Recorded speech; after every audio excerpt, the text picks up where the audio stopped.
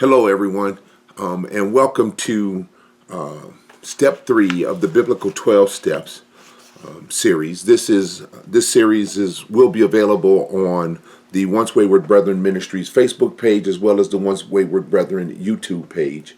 In order to get to the Once Wayward Brethren Ministries Facebook page, all you need to do at Facebook in the search box is to type Once Wayward, and you should get a link right. You should go directly to the page.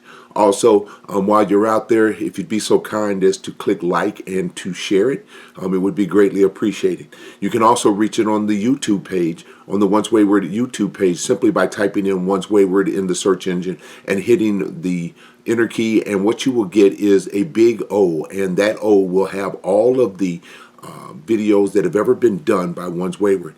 You can reach Once Wayward at area code 414. The number is 982-5604. Again, that's area code 414-982-5604. And again, this video today is meant to primarily assist those who are battling addiction regardless of the flavor, but it can be used to enhance or foster a person's relationship with Christ. Please feel free to share it on your timeline or by any other method at your disposal with anyone that you believe that might benefit from the content. So again, today we are working on step 3 of the Biblical 12 Steps, and step 3 basically says that we made a decision to turn our will and our lives over to the care of God as we understood them. Again, we made a decision to turn our will and our lives over to the care of God as we understood them.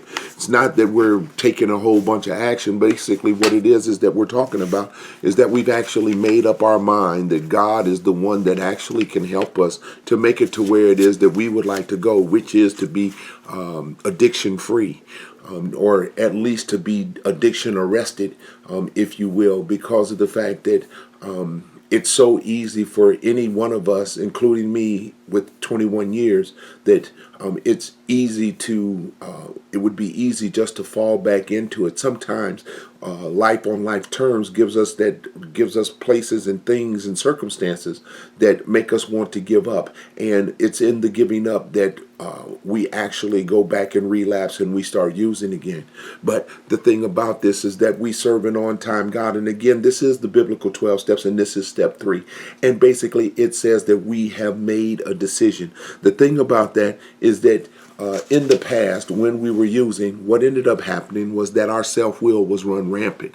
We did what we wanted to do when we wanted to do it because we thought we could do it, and we did not care about who we hurt. We did not care about what happened. We didn't care about any of those things until after we had gotten beyond that particular day's high, and we got to that place where we were, in fact, very remorseful and everything. And that cycle continued throughout all of our active addiction.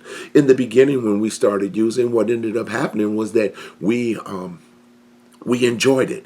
There was some enjoyment that went with it. It was the pleasure that went with it. But slowly but surely, our addiction took over, and we had no more room for anybody. We became totally self-centered, and everything that went on was about us. There was no one that was stronger than us. There was no one that was smarter than us. There was no one that was that could compete with us on any level whatsoever. And what we did was we made ourselves the center of our universe, and it did not matter who we hurt, when we hurt them, why we hurt them, or how we hurt them. What it did was it said to us very simply that what we were doing was that we were on this self-destructive path, this path where the next high, the next pleasurable moment was the thing that we were chasing. And because of that, we made decisions that were based totally on feeding our addiction. And again, that's regardless of the flavor, whether or not it's alcohol or drugs or sex or whatever, or eating, whatever, which are for the primary disorder, addiction type disorders that people suffer from. And we didn't care. We just didn't care. We did everything that we wanted to do because we were big and bad enough to do it. But see, here's the thing. This is the wonderful thing about this step. When we made a decision, God made provision for each and every one of us to get to that place where we could go just 1 minute, one minute, 1 hour, one day, just because of the fact that we now had a relationship with a power that was greater than ourselves, that could restore us to sanity. We got to that place because of the fact that we made a decision that we were actually going to turn our lives over to the care of God as we understood them. And it didn't require that we had this great big knowledge base of being able to recite book, chapter, and verse of the Bible. What it said was that we needed to be able to have a relationship, and more importantly, to know that this power that was greater than ourselves was actually greater than ourselves. Our decision is totally based on the fact that we were weak when he was strong. While we were weak, he was strong. So the thing is that when we're looking at this, come to understand that this particular step, especially from my perspective, it's easy to talk about, but this was the hardest part for me personally. I can't speak for what's going to happen to you, but what I will say is that because of the fact that my addiction fed my narcissistic tendencies and made me want to and made me want to say to everyone, look at me, see me, this is me, and it was, again, is that I really didn't care about other folks around me, even though that I thought that I did and that I was doing a bang up job about that thing, about taking care of the folks that love me and being there and being present in the moments. The truth of it was that my moments were always spent trying to figure out how to get the next one, how to get to the next place, how to get to the next high, the next moment. So the thing is that when I started looking at that, the thing about it is that all during that time, in reflecting upon that, I realized that I hadn't made a bunch of good decisions, and that the only good decision that I made was the one where God gave me a moment to decide that he was stronger than I was, that he knew better than I was, that he cared about me more than I cared about myself. He cared about me more than the people that I knew. And so the thing was, is that all I needed was that one moment. All any addict needs, anybody that is struggling with mood or mind altering substances or conditions, all you need is that one moment to realize that you are not the center of the universe, that you are not the sun that is traveled around, but in fact that because of a relationship with God, that you get to that place where you're able to look to him and to turn to him. Truth of it is that in my particular case, and I'm hoping that you understand as we go through the scriptures, to look at what in the world it is that actually is happening biblically based. The thing is that what we're talking about here is that we're looking to get to that place where we understand who it is that God is. We understand that he's stronger than we are. We understand that he cares for us, because it says that we made a decision to turn our will, meaning that my right to make decisions for me was suspect. It was void, and I needed to give him the opportunity to lead me and guide me through my day, to lead me and guide me through my thought processes, to lead me and guide me through my actions. And so when I start looking at the way that God did this thing, I come to understand that for one lucid moment, I was actually confident and satisfied, even though my way of thinking actually had me at my lowest point. But on this one particular day, the day that I made that decision, I was confident, I was satisfied, and I was able to just say, okay, God, I've done all of these things my way. None of it has worked. And what needs to happen now is that I need you to take control of my life. I'm turning it over to you. I want to give it to you. And the thing about it is that I don't want you to think that that's the way that it works, because I need you to understand that there were many times that I tried in order to turn my will over to God, but it did not happen. I had to be sick and tired of being sick and tired in order to get to that place where, look, God, here's the deal. My mother can't help me. My father can't help me. My sisters and brothers can't help me. My friends can't help me. Because truthfully, when I looked at it, I alienated absolutely everybody. So the decision was that, to be honest about it, all I had left was God. And because God was all I had left, I did not realize, and it did not come to me until many years later, that because he was all I had left, he was also all that I needed. And he gave me absolutely everything that I needed. He gave me my mind back. He gave me my sanity back. He gave me the ability to help other people and to look to other people for help. But more importantly, he gave me, by making that decision, what ended up happening was that I had an opportunity to be honest. I had an opportunity to be open. I had an opportunity to be willing, because of the fact that God is who he says he is. And the thing about it is that God does the things for us that we cannot do for ourselves. In our weakness is his strength made perfect. And so we continue to look at these things and we say, okay, how do you turn your will over to somebody that you can't see, or something? Because I also don't want to alienate the atheist or the agnostic, but I want you to understand the thing about it is that this power, it has to be greater than ourselves. I'll tell you that I spent many years struggling trying to get to that place where I was actually making a transaction with God, and that did not. And when I first started out trying to get clean, the thing that I used was basketball. I used basketball as my higher power. It didn't do me an awful lot of good, because every time that I did, the bottom line was that I had control over the ball. As far as shooting it or doing whatever, I had control over that ball. But see, the thing is that when you are talking about making a decision to turn your will and your care over to God as you understand him, the thing is that you have to understand that you are not the strongest thing in the universe, and whatever it is that you choose is your higher power. It has to be much stronger than you are. It has to be at that place where you're looking to understand that there has to be total surrender. There has to be total abandonment, because if there isn't, the decision that you make it's too easy for you to undo the decision that you've made. So the thing is that when we're talking about that, you try it, and you're bound to your choices, and the choices that you make as far as choosing the higher power is concerned are what it is that's going to determine whether or not you're successful.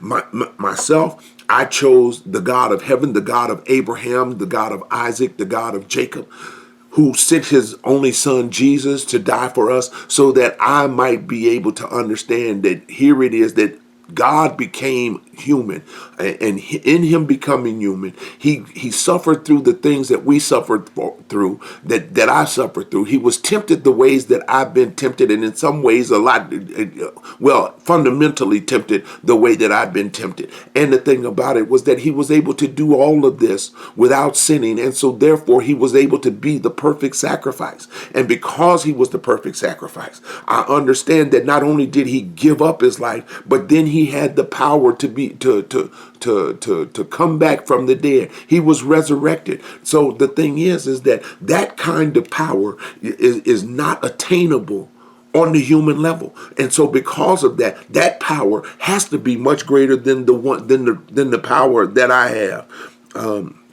See, the thing is that if I want to be free, I need to have this relationship more, and I need to want this relationship more than I've ever wanted anything else. And the thing was that it got to the place where my addiction became the God or the idol that I was serving. I wanted to be a part of that more than I wanted anything else. So the thing is that when we're talking about this, it's easy to talk about this third step and the fact that you need to make a decision so that you turn your will and your cares over to your higher power, to God as you understand him, to your higher power as you understand him.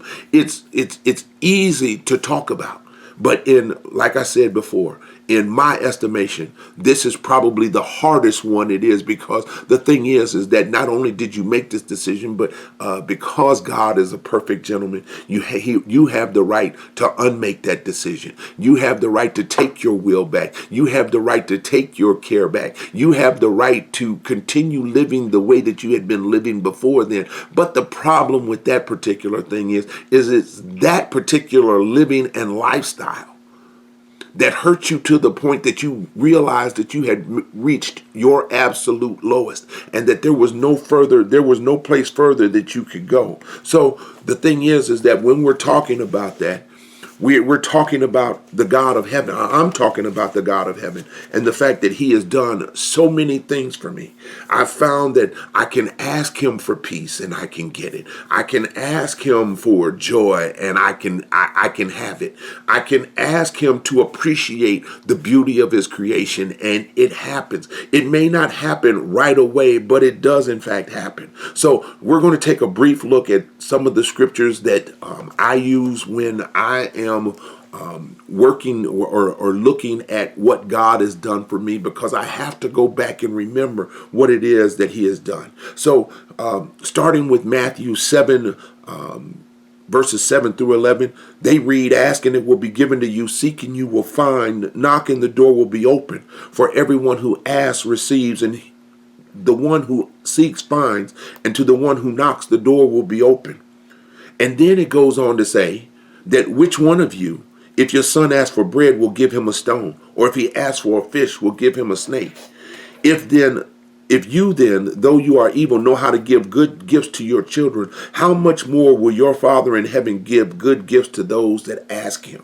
So we gotten to this place. In this particular scripture says that I've actually gotten as low as I could possibly go. And what has happened now is that I'm turning to the only place that I can go. Because here's the deal. I burnt all of the bridges. I've insulted people. I burned all my bridges. There's places that I'm no longer welcome, that I can't go to until I get my life together. And the only way that happens is if I turn this over to the God that to the God of my understanding, my higher power, the one that cares for me, the one that's able to make something out of nothing. And the thing about it is that he cares for me. And because of the fact that I now have a relationship with him through Jesus Christ,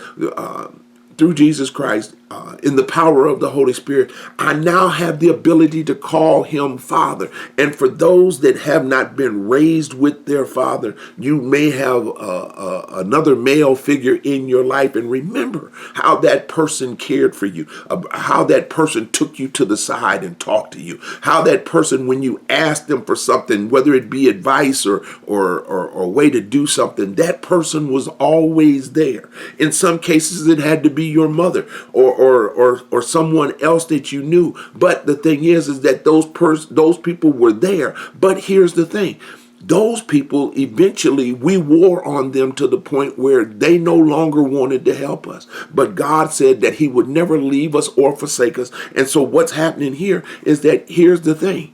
I'm asking God, Lord, I've done all of these things. I've spent money that I wasn't supposed to spend. I can't pay my bills. I can't do this. I can't do that. Yes, there's going to be some consequences. But here's the thing. At least I now have some place that I can turn, somebody that I can depend on. And the other thing about that is that because he loves me as a father, he's going to allow me to see the consequences of what it is that I've done. But more importantly, he's going to allow me to see the consequences of the decision that I've made to follow him. Then we get to Matthew 11:28 through 30, and it says, "Come to me, all you who are weary and burdened, and I will give you rest. Take my yoke upon you and learn from me, for I am gentle and humble in heart, and you will find rest for your souls, for my yoke is easy and my burden is light." The thing about it is that when you get into this relationship with God, one of the things that happens is that you understand at that particular point, because you made the decision to turn your will and your care over to him, he is going to walk with you. He is going to talk to you. He is going to keep you on the path, and he's going to help you, because those burdens that you were carrying by yourself, the guilt and the shame and all all of the other things that go along with active addiction. He's saying to you in this particular passage of scripture that, hey, look, here's what's going to happen. I'm going to walk alongside of you. And when you are feeling lowly, when you are feeling weak, when you are feeling desperate, there I am right there beside you. You don't have to go looking anyplace else for anything else, because here I am right here with you, and I am going to do for you and help you to do things that you cannot do for yourself. Matthew 6:26-34 says, look at the birds in the air. They do not sow or reap or store away in barns, and yet your heavenly Father feeds them. Are you not much more valuable than they? Can any one of you by worrying add a single hour to your life? And why do you worry about clothes? See how the flowers of the field grow? They do not labor or spin. Yet I tell you that not even Solomon in all his splendor was dressed like one of these. If that is how God clothes the grass of the field, which is here today and tomorrow is thrown into the fire, will he not much more clothe you, you of little faith? So do not worry, saying, what shall we eat, or what shall we drink, or what shall we wear? For the pagans run after all these things, and your heavenly Father knows that you need them. But seek first his kingdom and his righteousness, and all these things will be given to you as well. Therefore, do not worry about tomorrow, for tomorrow will worry about itself. Each day has enough trouble of its own. And here's the thing, is that while we were out there actively using, and while you're out there actively using, excuse me, what ends up happening, and it's a favorite saying of mine, and my grandmother used to say this a lot. She said that, why would you go buy some trouble when trouble comes for free? And the thing about it is that when we're out there actively using, actively involved in our addiction, we're buying whatever it is. We're buying our death. We're buying trouble, one hit at a time, one joint at a time, one beer at a time, one box of Twinkies at a time, if you will, or whatever it is that happens, whatever your addiction happens to be. But we're doing this one at a time, and there is enough trouble that goes on that we don't need to get any additional trouble. But what we found out before we made the decision, and the reason why we made the decision, is that we found out that we were actually getting ourselves deeper and deeper into trouble. And the thing about it is that we were worried about everything because of the fact that we went out and we spent the money on drugs or alcohol. We lost the money gambling while we were drunk or high. We did all kinds of things, and those things caused us to worry, because when we came down,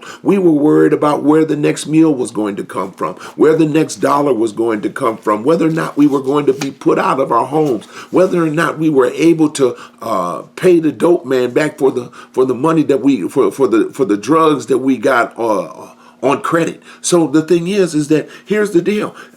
We weren't, when we were getting high, we didn't worry about what we were wearing or anything else. All we wanted to do was to get high. So the thing was that we didn't care that much about our appearance. And we got to the point where, because we were drinking, or because we were drinking, for the most part, if we weren't functional as far as our addiction was concerned, then what ended up happening is that, truthfully, we let ourselves go. But here's the thing. When we come back to God, when we seek him first, then what ends up happening is that restoration comes. God starts giving us the things back that we lost. But more importantly, it's not the clothes, it's not the money, but what it is the self-esteem and the ability to love others, the self-centeredness that goes away. So the thing is that the God that we serve, the truth is that if we're seeking his kingdom and his righteousness, that he's going to take care of us better than we ever took care of ourselves. Now, again, be mindful of the fact that, like I said before, there will be some consequences, because every action has some consequences. But here's the thing.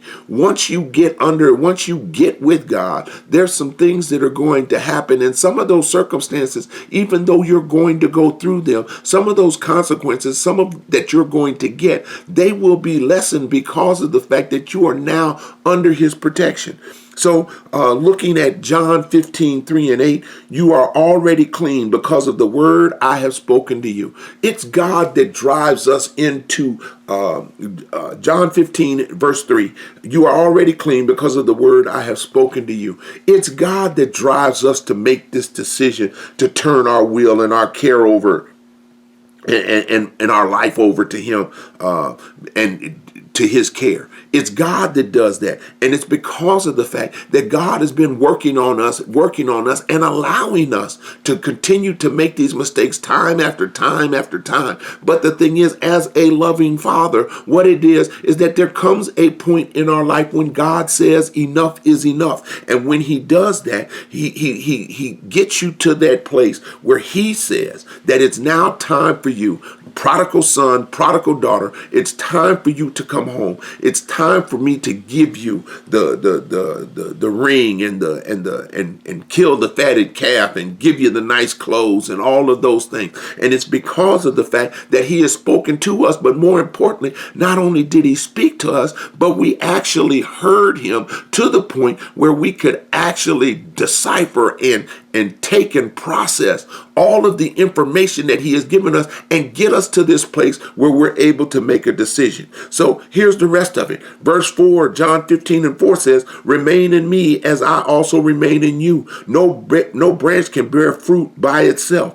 It must remain in the vine. Neither can you bear fruit unless you remain in me. So that's saying that very simply that if I make the decision to be with God, then I need to stick with God. And as long as I'm sticking with God, good things are going to happen to me. I'm going to be nourished both physically and spiritually. I'm going to grow both physically and spiritually. I'm going to be happy both physically and spiritually. And the list goes on and on and on because of the fact neither can you bear fruit unless you remain in me. Because the truth is that as a recovering person, I need to be able to go and give and tell this same story to those that I come into contact with. And so therefore, if I'm not, when I'm walking with God, I'm able to share what my life was like before I encountered him and what my life is like after I've been hanging out with him for a while. Verse 5 in John 15 says, I am the vine, you are the branches. If you remain in me and I in you, you will bear much fruit. Apart from me, you can do nothing. Making this decision now says that I'm allowing God to care for me in ways that I was unable to care for myself. I'm allowing God to care for me when the drugs wouldn't, when the alcohol wouldn't, when whatever my addiction was, whatever it was, when it was no longer satisfying to me, what I had a relationship with God. And what ends up happening is that every day that I walk this out, every day that I practice these steps, that grafting in becomes stronger and stronger and stronger till the point that you can't tell the difference between me and him or him in you. You know that he is in me and you can't, and you see him in me because of the fact that I am walking with him. So the thing is, excuse me, if you do not, verse 6 says, if you do not remain in me, you are like the branch that is thrown away and withers. Such branches are picked up, thrown into the fire, and burned. If you remain in me and my words remain in you, ask whatever you wish, and it will be done for you. This is to my Father's glory, that you bear much fruit, showing yourselves to be my disciples. That's Jesus talking to the disciples, telling them that very simply that without him, you can't do anything. Without a relationship with God, these 12 steps are virtually impossible. It's not possible for you to, or higher power. Again, this is the biblical 12 steps, so I'm using the term of God. But again, the higher power, it's impossible for you to do anything without that higher power. And the last thing that I want to do is I want to look at, there's two other passages of scripture that I want to look at. Psalm 3 and Psalm 142. And rather than reading them, you can read them for yourselves. And what will end up happening, and as we're talking about this, what we're going to talk about is very simply that these two Psalms were written by David when he was in the cave of Adullam, and he was running from Saul. He was afraid. He had been He had been a conquering hero. The women had been singing that Saul had killed his thousands, but David had killed his tens of thousands. And Saul, understanding that through whatever means that David was going to be the one that succeeded him on the throne, the spirit of jealousy overtook him. And so his idea was that he was going to kill David. But David, being in the cave where it's dark, in the cave where he was being processed by God, in the cave where he was actually finding and strengthening his relationship with God. The thing about it is that, and I'm using those particular metaphors because of the fact that here's the deal. When we are at our absolute lowest, we've all been to the cave sometime where it's absolutely pitch black. And even if you strike a match or you're holding up the torch or whatever, the darkness is all consuming. And the thing about it is that you get to that place where your fear begins to take over, where you lose sight of who you are. But it's in losing sight of who we are that we are able to make a decision to turn our will and our lives over to the care of God. Because the thing about it is that in the cave, David began to understand that God was his refuge. God was the lifter up of his head, meaning that when David was at his absolute lowest, that God was right there with him, helping him to make it through. And the thing about it is that when we're talking about God as a refuge, God as a fortress, because the thing is that while we're trying to get to where it is that God would have us to go, God is going to protect us. God is going to walk with us. God will be there with us as we go through whatever it is that we happen to go through, because of the fact that that is who he is. The 23rd Psalm says, "Thy rod and thy staff, they comfort me." And meaning that God is right there, and he's not only is he protecting, but the fact that that protection is there is comforting to the soul. The fact that God, that you know that there is a power greater than yourself, that you've turned the care of your life to God as you understand him, that very simply, that as that understanding grows, you will begin to look back over your active use of whatever your thing was, to the point where you'll begin to see the places where God kept you, the places where God saved you, the places where God kept you from harm. He will allow you to see all of that, because the thing about it, when I'm in the cave and hopeless and helpless because of men and what men are going to do to me, or what more importantly, what I've done to myself, God is there waiting on me to understand that he loves me, that he cares for me, that he cares for me because I'm able to call on his name and to understand that without him, I'm nothing. But with him, I'm more than a conqueror. And God helps me to be a conqueror just simply by the fact that I've made a decision to turn my will and my life over to his care, because I am sick and tired of being sick and tired. I'm at that place right now that because of who God is, the thing is that I'm no longer hurting. I'm no longer in a position to where I can't make it, because the thing is that I know that God is going to be with me. He's going to be on my side. He's going to be in front of me, behind me. He's going to be over the top of me. And through God, and through Christ, I can do all things because he strengthens me. And because I know the fact that this decision that I made, this decision to put my hand in his hand, this decision that was based on faith. Now faith is the substance of things hoped for, the evidence of things not seen.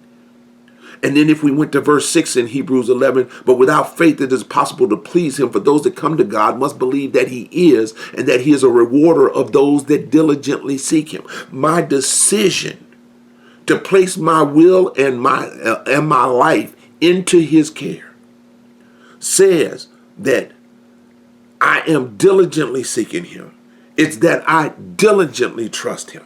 Is that I'm ready to give up all of those things that are not like him in order to get the things that he has for me.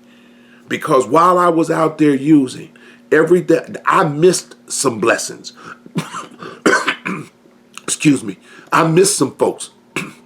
So what I need now is for God is in order for me to make it forward, I need to have a relationship with him right now, because God is my sustainer. God is my refuge. God is my fortress. He's going to protect me. He will protect me from myself as long as I trust him.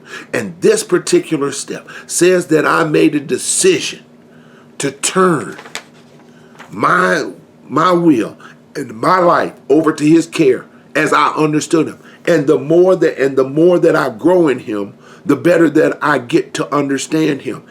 Being with him and making that decision is the equivalent of a regular human relationship. When you first meet somebody, you don't know them that well. But what ends up happening is that the more that the two of you interact, you begin to get more and more involved with each other, and you begin to understand, to respect, to get to that place where actually you begin to love them. And when you begin to love God, God loves you back in such a way that you begin to understand that he is always going to be there. He's always going to protect you. He's always going to help you to see your way through whatever it is that happens to be going on. That's the God that I serve. That's the higher power that I seek every day, because otherwise I could not have made it to where I am right now without his help, without his guidance, without his love, without his grace, and without his mercy. And you too can have all of that. All you need to do is to get to this place and make a decision to surrender yourself, your self-will, your mind to him. And once you do, there will be rewards that you will not even begin to understand. Because this is the last thing before I close. If you come to God with your hands closed, you can't give and your mind closed. You can't get from him the things that he has from you, because his care and concern will slide off of your hands. His mercy and his grace will slide off of your hands. His goodness and his loving kindness and his patience will slide off of your hands. See, when you get to this decision, you're not looking for material things. You're looking for the blessings that God has. And the only way to get those blessings is to open up your hands and surrender and put them together and allow God to pour into you. And once he pours into you, you'll be able to take this thing one day, one minute at a time, 5 minutes at a time, an hour at a time, a day at a time, a year at a time, until it becomes an absolute way of life. Looking to him as the author and finisher of your faith, you look to him for answers. You look to him for guidance. But more importantly, you understand that he cares about you, even when you don't care about yourself. May God bless and keep you. And that's all I have.